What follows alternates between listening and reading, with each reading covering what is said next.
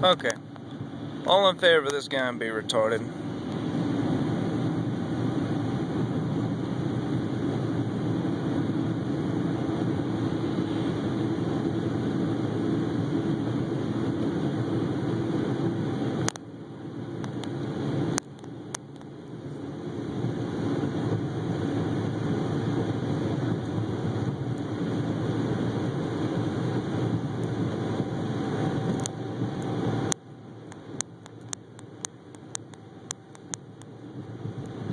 Want to know why I can't keep the camera steady?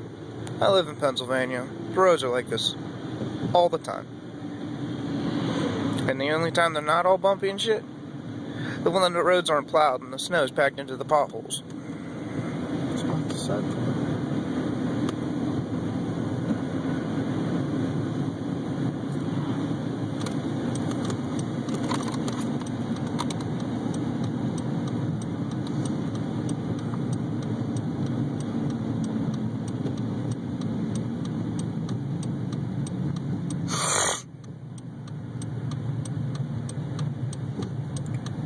Now that the trucker behind us knows why the fuck we were going so slow.